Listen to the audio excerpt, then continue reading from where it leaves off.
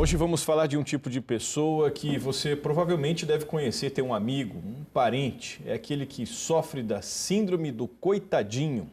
Oi, Lígia. Tudo bom? Olá, tudo bem? Bom dia para quem está em casa. Já se criou até um eufemismo, né? O coitadismo já. O coitadismo, a que ponto que chegam as coisas?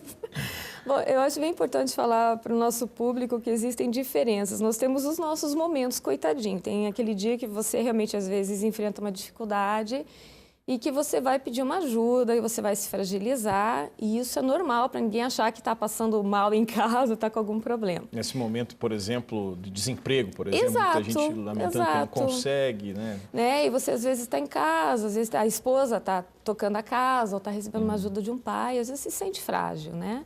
Mas isso é uma fase, é um momento. Tem a pessoa que usa o fato de ser coitadinho para tirar vantagem. Então, vamos imaginar um filho que vive viajando, vive levando uma vida boa, na hora que a coisa aperta, vai chorar para o pai, ai, estou sem dinheiro, né? Aquela manipulação, o pai fica com pena e ajuda. Então, tem que cuidar, porque essa é uma pessoa que usa um recurso. Mas o coitadinho em si, ele realmente é uma pessoa que tem dificuldades de fato. Ele tem uma autoestima baixa, ele tem dificuldade para acreditar em si próprio, mas ele se torna uma sobrecarga. O nosso quadro é sobre relacionamento, então imagine, se já é às vezes difícil para um pai e para uma mãe, né, dar conta do filho, ou você tem um colega que às vezes age assim no dia a dia, mas você vai embora e dá tchau, mas para o teu cônjuge, para o teu relacionamento vira uma sobrecarga, porque ele quer o tempo todo que você o ajude de alguma forma. Tudo sempre é culpa do outro, o chefe que é chato, o amigo que não gosta dele. Ó vida, ó céu, ó azar. E a gente foi, inclusive, ouvir algumas pessoas nas ruas sobre esse ponto aí que você tocou, que é se relacionar com uma pessoa que tem esse comportamento. Vamos ver? Vamos sim. Vamos lá. É desgastante, porque você tenta mostrar para a pessoa que não é assim o mundo e ela continua vivendo no mundinho dela, que ela é coitadinha, que isso e aquilo, isso vai desgastando o relacionamento. Que é muita queixa, muita reclamação. Muita reclamação. Daí acaba, né, que a relação vai, né, se desgastando, né? Como é que você imagina que é um relacionamento com uma pessoa que se faz de coitadinho toda hora? Eu não me imagino nessa situação, eu não teria paciência. É bem complicado, na real, porque você não tem palavra, né? A pessoa que se considera culpada por tudo não dá abertura para você conseguir ajudar ela. Ela se sente culpada e nem se permite ser ajudada. Fica bem difícil conseguir lidar com esse tipo de pessoa. Você tem que carregar dois fardos, o seu próprio, dos seus próprios erros, e o fardo da outra pessoa que não assume, que não admite que errou também. E daí fica bem complicado. Lígia, falando ali do Eduardo e da Marisete, por exemplo, que apareceram primeiro, eles falam do desgaste na relação. Isso tem a ver com o que a Daniela falou ali, de ter que carregar, além do seu próprio, carregar também o peso da responsabilidade, o fardo, por assim dizer, da vida do outro? Tem sim, Soler. Aliás, a gente até se assusta de ver como as pessoas entendem bem do assunto, né? Todo mundo, pelo jeito, conhece alguém. Mas claro que tem, porque ela colocou super bem. A gente muitas vezes não dá conta nem do nosso emocional. E o coitadinho é aquela pessoa que ele não usa os recursos que ele tem, ele sempre está terceirizando. O que você acha que eu faço? Você acha que eu emagreci? Você acha que eu estou bem? Você acha que o meu currículo está bom? Você acha? É uma pessoa de pouca troca.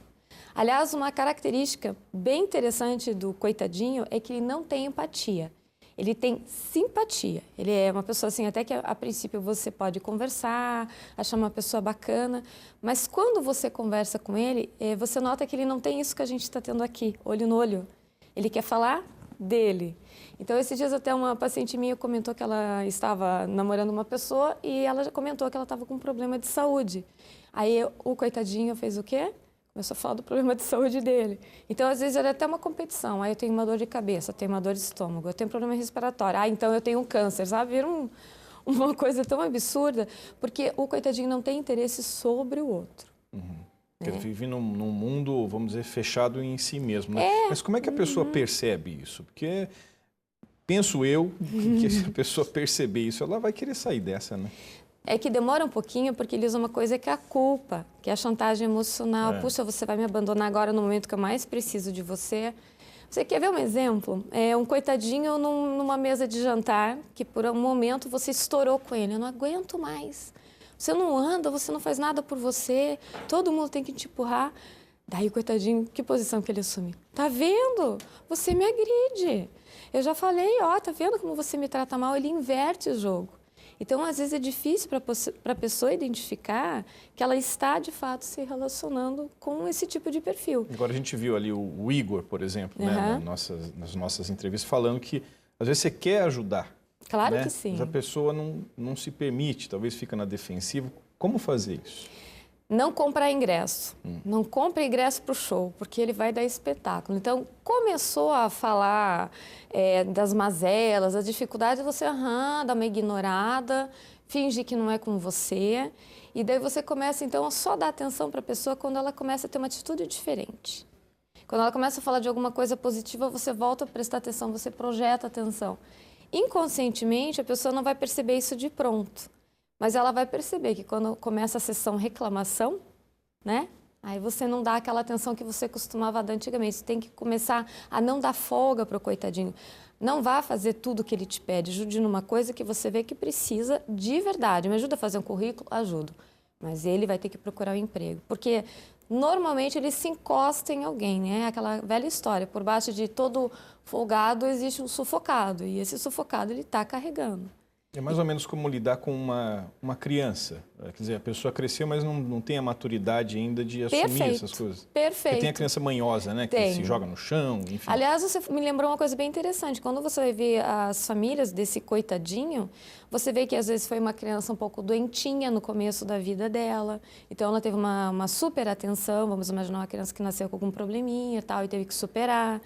Né? Pais muito ansiosos, que sempre se colocam à frente da criança para fazer as coisas para ela, não deixam ela ter autonomia de buscar o mundo. Pais muito medrosos, que tudo coloca medo. Cuidado para atravessar a rua, cuidado para isso, cuidado para aquilo. Assusta tanto que a criança sempre está buscando, então, um recurso da segurança. E depois ela transfere isso para a vida adulta. Então, isso que você colocou é muito importante, que é a pessoa se instrumentalizar, arcar com as consequências das escolhas. A gente erra mesmo, erra todo dia, a gente fala coisas que não gostaria, mas assumir, desculpa, eu realmente falei o que eu não gostaria, errei na minha escolha, como é que você acha que eu posso fazer? Ou seja, se instrumentalizar, usar os recursos emocionais que todos temos, né? Agora, a pessoa que se comporta dessa maneira, ela desde sempre se comportou assim ou ela pode tornar-se um coitadinho ou uma coitadinha? Normalmente, ela sempre teve essa característica. Essa, digamos, é o modus operandi dela de ocupar o espaço dela no mundo. Você vê que já começou muito cedo. Por isso que a tua pergunta veio muito a calhar. Ela ajuda muito quando os pais perceberem isso, já começar de pequeno a colocar a criança no espaço que permita ela realizar essas escolhas, né? Que ela consiga ter uma questão de fazer juízo de valor sobre essas questões do cotidiano, até para que no futuro ela não busque um suporte em pessoas inadequadas, que não tenham valores bons, né? Que ela vá, o famoso Maria vai com as outras, que daí fica bem complicado, né? A pessoa que tem esse comportamento, ela pode até mesmo recorrer, por exemplo, a remédios de uma maneira que não seja adequada, Claro. a comida, até a bebida alcoólica? Claro que sim, Soler, porque o que acontece? Uma pessoa ela não tem uma doença, ela tem um modo de ser. Só que ela vai ficando ela se desmerece tanto no cotidiano, ela torna a vida dela tão cinza. Ela começa a ver que todo mundo caminha e ela fica. Então, de fato, isso aí que você falou é perfeito. Ela pode desenvolver uma depressão, né? Ela pode desenvolver daí uma muleta, né? Ela pode começar a usar a bebida, por exemplo, que você colocou, porque todo mundo começa a se afastar de uma certa forma, porque no nosso público falou, ninguém aguenta, é muita sobrecarga. Então, a ideia é que a pessoa busque uma ajuda saudável, que ela vá praticar um esporte que ajude ela a desenvolver autoestima, faça parte de um grupo de teatro, busque uma terapia, que ela busque um grupo através do qual ela consiga achar os potenciais dela. Tá certo. Bom, Lígia, obrigado mais uma vez. Eu é que agradeço, Bom uma dia. ótima semana para todos. Até a próxima. Até.